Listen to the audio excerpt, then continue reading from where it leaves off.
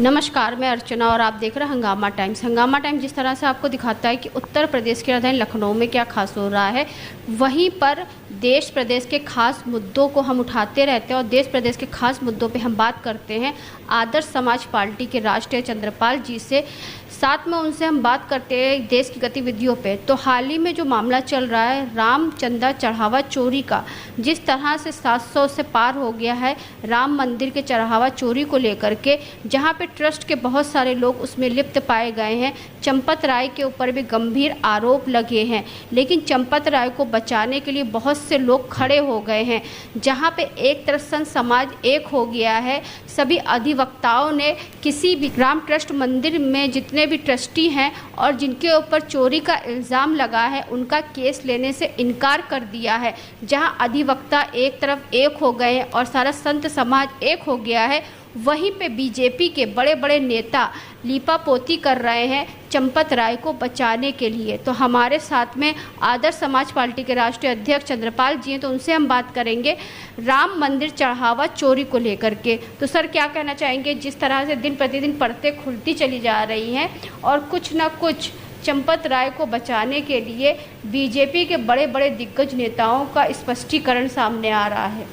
देखिए, आप सही कह रही हैं और ये आभास होता है अगर आप टीवी में न्यूज़ देखें तो किस तरह से ये पूरा भाजपा आरएसएस में ग्रुप में बटा हुआ है। कुछ प्रभावशाली लोग जो हैं चंपत राय को बचाने में लगे हुए हैं और महसूस ये होता है कि जैसे कि प्राइम मिनिस्टर क्योंकि हर एक्टिविटीज़ में राम मंदिर से जुड़े हुए हैं, तो उनकी इमेज को ख़राब करने के लिए चंपत राय के पक्ष में बोल रहे हैं कि वो तो बहुत ही महात्मा आदमी है, वो तो चोरी नहीं कर सकता, न कोई डायरेक्शन दे सकता है। ये गलत है। और जो प्रचार प्रसार करने वाले टीवी इंडिया टीवी के एक है वक्ता, उसने भी बोल दिया कि चंपत राय तो बहुत ही महात्मा है, सज्जन है, ये चोरी नहीं कर सकते, न करा सकते हैं, ये गलत है। तो इससे जो है इनडायरेक्टली डायरेक्टली प्राइम मिनिस्टर के ऊपर आ रही है बात। तो एक जांच चंपत राय की संपत्ति की भी हो जाए ना। हाँ, केशव प्रसाद जब ट्रस्ट बना 2021 में और 2022 में राम मंदिर की प्रतिष्ठा की स्थापना हुई और लोगों ने दिल खोल के दान किया, तो उसके बाद 2021 से लेकर के 2027 तक का चंपत राय के भी जो है सभी संपत्ति की जांच हो जाए। नहीं, तो पता चल जाएगा चंपत राय ने कितना राम मंदिर के दान में चंपत लगाया है। वो मैंने पहले ही दिन आपके साथ ही बैठ के ये कहा था कि जी it's a very serious matter, और ये छोटा सा एसआईटी में इतने दिनों के बाद घटना लाइट में आई, उसके बाद आपने जो एसआईटी बनाई, तो हमने कहा कि जिस तरह से डिस्ट्रिक्ट एडमिनिस्ट्रेशन एसआईटी बनाता है, उस तरह का इन्होंने हल्के में इसे लेकर के एसआईटी बनाई है। मैंने एसआईटी बहुत हाई लेवल की होनी चाहिए थी, और उसको क्यों नहीं इंटरेस्ट लिया गया? हमने कहा कि हाई कोर्ट जज, रिटायर्ड हाई कोर्ट जज ले लें, आईपीएस ले लें, आईएएस ले लें, और ले लें, समाज सेवी ले लें, जो भी जिसको चाहे अच्छे ले लें, मगर हाई लेवल की होनी चाहिए जिसकी एक्सेप्टेंस जनता में हो। मेरे तो कम से कम दिमाग में नहीं आ रहा कि ये सही रूप में चल रही है जांच जो है चंपत राय क्या है जो नहीं कर सकते, उन्होंने खुद नहीं की होगी, तो दूसरे लोग जो उसमें इन्वॉल्व हैं उस अब तक तो जेल चला जाना चाहिए था उन सबको, और जेल जब चले जाते तब पता चलता। अभी तो जेल ही नहीं गया कोई, तो जेल नहीं जाएंगे तो क्या मकान मिल रहे हैं, सबूत मिल रहे हैं, फिर भी कुछ नहीं हो रहा। नहीं तो वैसे तो जरा से कोई एक आदमी होगा, हमारे माननीय मुख्यमंत्री कह रहे हैं कि साहब कोई छोड़ा नहीं जाएगा, कोई बख्शा नहीं जाएगा, मगर बख्शने के लिए अभी से आधार बनाया जा रहा है जिससे उन लोगों पर असर न पड़े और वो अल्टीमेटली छूट छाट जाए और लीपापोती करके मामला ख़त्म हो जाए। आप सही है कि निर्माण कार्य से लेके अब तक के जितना भी खर्चा हुआ है, क्या कोई अच्छी तरह से ऑडिट करे बिना सीएजी और वगैरह के हाई लेवल पे उससे कोई पता लगा सकता है क्या? इतना करोड़ों आदमी आ रहा था वहाँ पर है और दान दे रहा था, और दान कितना दिया, कैसे नहीं दिया, ये कोई आज पता लगा सकता है क्या? उस समय भी इतनी गलत काम किया, गलत रूप से उसे प्रबंध किया है, जिसकी वजह से आज ये दिन देखने पड़ रहे हैं कि हमारे जो सिस्टम है पूरा उस पर दाग लग रहा है। दूसरा, सारे अपने देश की छवि सारे संसार में राम मंदिर के नाम पे बहुत ही इसके बिगड़ रही है, जबकि सब पूजनीय है, सब पूजता करते हैं राम की। तो पूज्य के जो राम की आस्था है उसको बरकरार रखने के लिए ज़रूरी है निश्चित रूप से, बिल्कुल ही निष्पक्ष रूप से जांच होनी चाहिए, और जिससे कि ये वकील लोग जैसे एजिटेट हो रहे हैं, वकील ही नहीं और वकीलों के तमाम लोग एजिटेशन करेंगे, जनता एजिटेशन करेगी, वो देश के लिए बहुत अच्छा नहीं होगा, घातक होगा और हमारी इमेज को बड़ा धक्का लगेगा। जैसे दिल्ली के सांसद मनोज तिवारी हैं, तो उनका भी एक बयान आया। जब पत्रकारों ने उनसे पूछा तो झिल्ला करके उन्होंने बोला कि विपक्ष क्यों इतना तिलमिला रहा है, राम मंदिर हमने बनवाया, राम को हम लोग लेकर के आए, तो राम के मंदिर का चढ़ावा चोरी हम लोगों ने किया या किसने किया, तो इस पे क्यों विपक्ष इतना तिलमिला रहा है। राम मंदिर का चढ़ावा हम लोग ने चोरी किया या कुछ भी किया, तो इससे उनको क्या? नहीं, मनोज तिवारी साहब जानते हैं, मैं उनको जानता हूँ अच्छी तरह से, उनको तो सोचना चाहिए। ऐसा बयानबाजी करने से क्या फायदा, जिससे ये गए एक तो चोरी, ऊपर से सीना चोरी। एग्जैक्टली, क्योंकि जब आपने बनवाया बहुत अच्छी बात है, आस्था है राम में आपके उसकी पार्टी की, दूसरों की है। हम तो अभी तक नहीं गए क्योंकि हमें मालूम था लाखों की भीड़ आ रही है, उसमें हमारा प्रबंध नहीं होना चाहता, हम नहीं चाहते कि हम वीआईपी रूप पर जाएं। हालांकि ये जितना भी राम मंदिर की रक्षा वगैरह हमने की थी, डायरेक्टर टूरिज्म थे तब, आज से सन 77 में, तब सारा सिस्टम बनाया था कि कैसे राम मंदिर का बनेगा, कैसे क्या होगा। वही नहीं है, सब टूरिस्ट प्लेसेस की सब जगह। तो ये बात कहना कि नहीं है, ये तो गलत बात है, उसे देखा जाना चाहिए, बहुत गंभीरतापूर्वक देखा जाना चाहिए। जब मनोज तिवारी ने बोल दिया, उसके बाद जब इसका कहते आलोचना होने लगी, तो एक न्यूज़ आया कि ये फेक बयान है। नहीं तो फेक बयान है, ये भी एक तमाशा बन गया है कि हर चीज़ का फेक बयान में लगा देंगे। वो क्या वो ऐसे बंगाल में जैसे उन्होंने, वो तिवारी हैं, पंडित हैं, तो मांस मच्छी खाते नहीं हैं, तो उनका बयान एक हुआ कि मछली खाबो, मछली खाबो, इस तरीके से फिर उनको मछली खाते हुए दिखाया गया, तो उसको भी उन्होंने कहा कि फेक वीडियो है, फेक चीज़ें हैं। तो यानी कि पहले कहे और फिर उसके बाद कह दे कि फेक है। नहीं, उनका कोई झूठ बोलने में बड़े माहिर लोग हैं, उनमें से कुछ लोग प्रमोटर हैं। जिस बयान को फेक बता रहे वो ये कहते हैं कि राम मंदिर हमने बनवाया, हम लूटे या बेचे, उसमें विपक्ष को क्या करना है? नहीं, ये तो इससे ज़्यादा और क्या इनको एक्सपोज करेगी, जनता में भी ये एक्सपोज हो गई इस तरह से।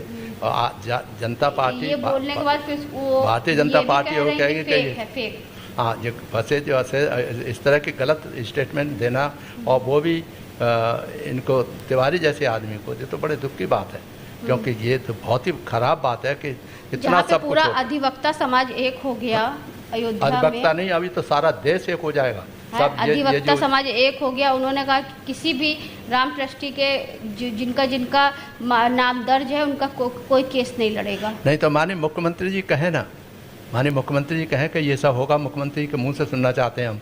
मुख्यमंत्री क्या कहेंगे? मुख्यमंत्री एक तब कहते हैं लोगों बुलडोजर चलेगा, प्रधानमंत्री के कुछ नहीं, इससे मतलब नहीं, हमको कुछ मतलब, हमारे मुख्यमंत्री मुखिया हैं यहाँ के प्रदेश के, तो उनको कहें कि हमारा ये इसमें कुछ भी नहीं है, कोई गलत नहीं है। आज ही केशव प्रसाद मौर्य का भी एक बयान आया। हाँ, तो वो तो माननीय मुख्यमंत्री कह रहे हैं कि मैं छोड़ूंगा नहीं, किसी को बख्शूंगा नहीं।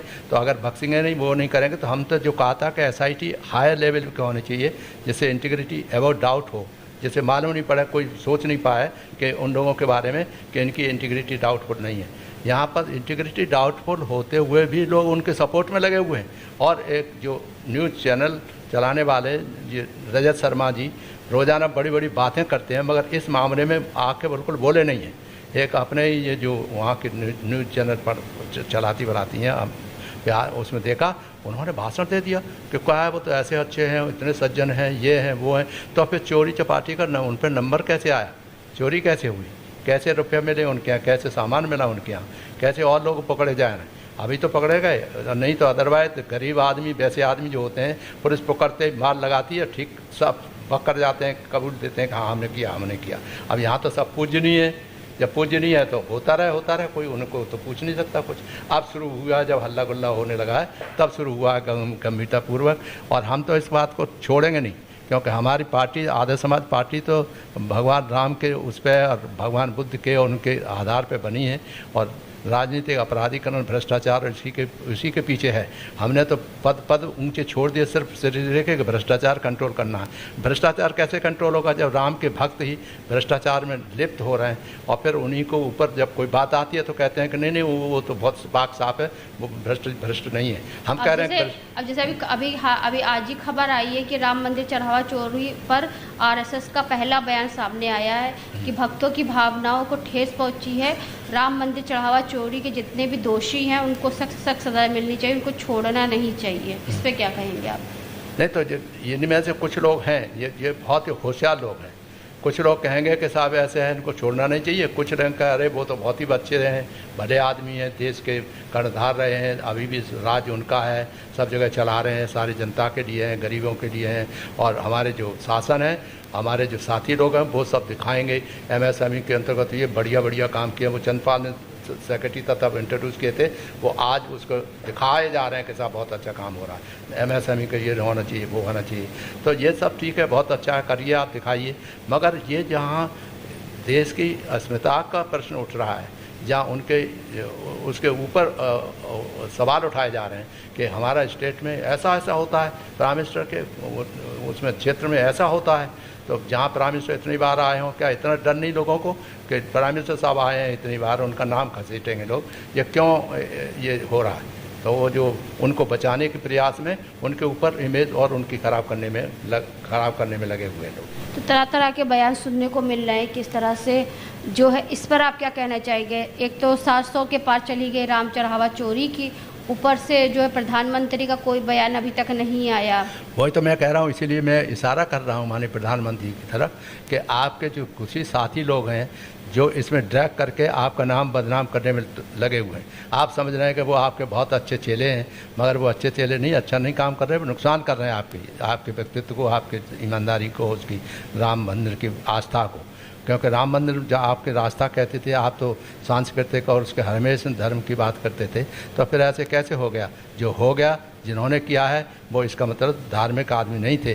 नहीं तो धर्म के नाम पर तो सारे लोग देश के और विदेशों में भी धर्म के नाम पर उनकी इज्जत करते हैं, भगवान की पूजा करते हैं और स्तुति करते हैं, और यहाँ पर उल्टा हो रहा है। तो ये तो बड़े आश्चर्य की बात है। माननीय प्रधानमंत्री चंपत राय को बेकसूर कह रहे हैं कि चंपत राय की कोई गलती नहीं है। बेकसूर कह रहे हैं, जो वो तो पाक साफ हैं, साहब इतने साल के हैं, बड़े विश्वसनीय हैं, बड़े श्रद्धावान हैं, वो कभी ऐसा काम कर ही नहीं सकते। जब ट्रस्ट का गठन हुआ, ट्रस्ट का गठन करने में सबको जिम्मेदारी दी गई, तो जब चंदा की गिनती करी जाए तो ट्रस्टी के लोगों ने ही तो ऐसे लोगों को, अपने विश्वास पात्र लोगों को वहाँ लगाया होगा ना कि राम का चंदा सुरक्षित रहे।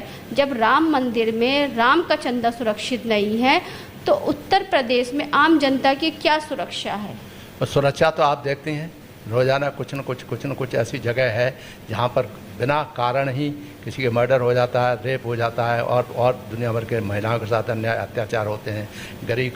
गरीब को कोई पकड़ जाए ना तो फ़ौरन ही पुलिस वाले ऐसे मारते हैं जैसे अमानवीय व्यवहार करते हुए मारे जा रहे हैं। वो चिल्ला रहा है, अरे मर गया, अरे मर गई।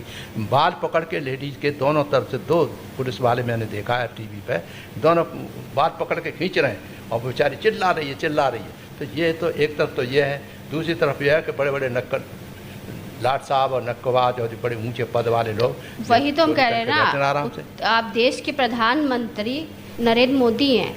नरेंद्र मोदी क्या ये चीज़ नहीं देख रहे हैं कि उनकी पार्टी के ही नेता, सांसद, विधायक किस तरह का बयानबाजी कर रहे हैं, और उत्तर प्रदेश की राजधानी लखनऊ से लेकर के अयोध्या तक में जो इस तरीके हाहाकार मचा हुआ है राम मंदिर चढ़ावा चोरी को लेकर के, जहां देश के सर्वोच्च प्रधानमंत्री का खिताब लेके बैठे हुए हैं, जिन्होंने एक दिन में लॉकडाउन लगाया, लोगों को घर में बंद किया, नोटबंदी किया, उन्होंने इतने बड़े बड़े फैसले किए।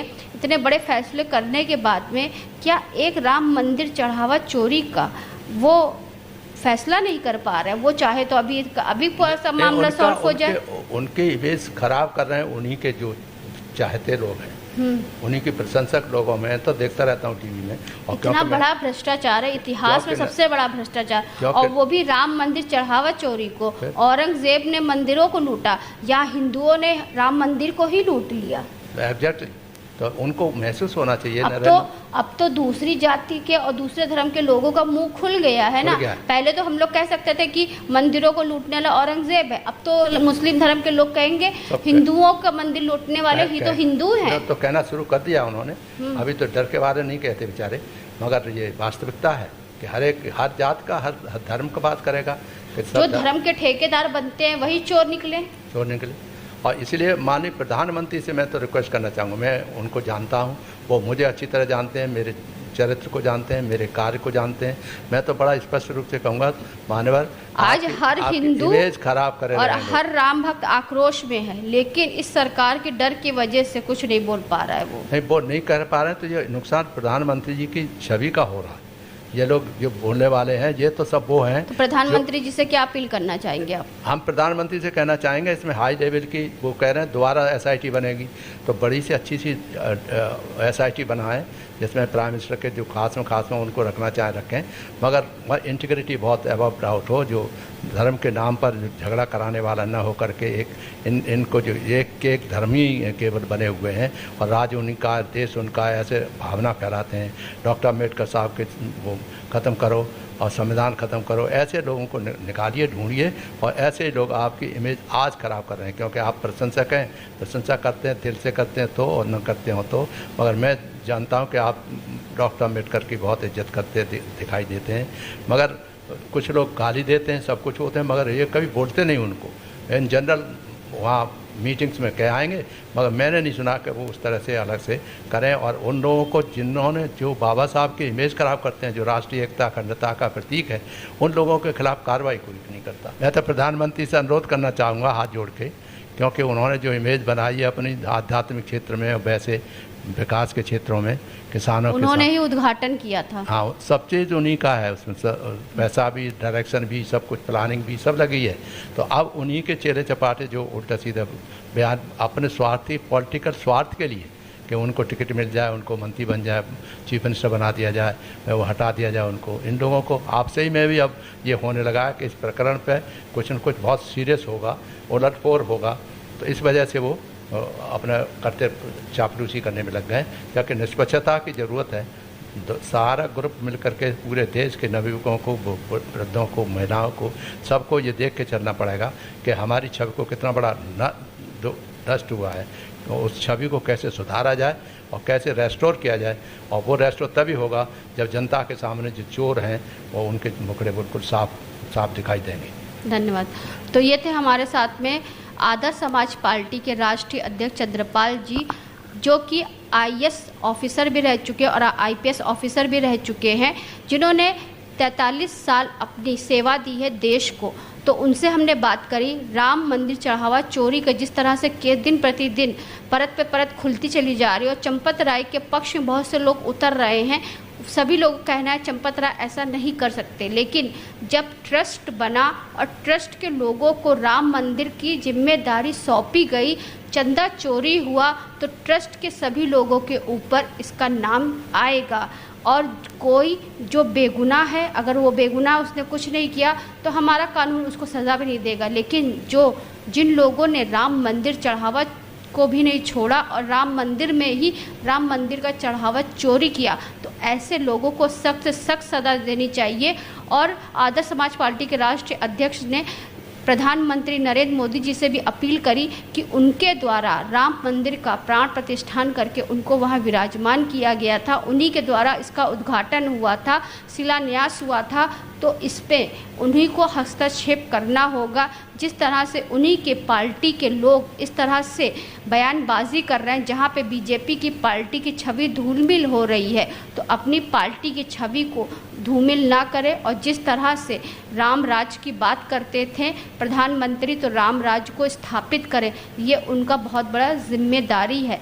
तो ऐसे हम आपको देश प्रदेश के खास बातचीत कराते रहेंगे डॉक्टर चंद्रपाल जी से। इसी के साथ मैं अर्चना आपसे जानना चाहूँगी। धन्यवाद, बने रहिएगा हंगामा टाइम न्यूज़ चैनल के साथ। हंगामा टाइम्स की तमाम खबरों को देखने के लिए हंगामा टाइम्स को सब्सक्राइब कर लीजिए और बेल आइकन दबा लीजिए। अगर आपको ये वीडियो अच्छा लगा हो तो लाइक बटन प्रेस कर अपनी प्रतिक्रिया हमारे कमेंट बॉक्स में देना मत भूलें।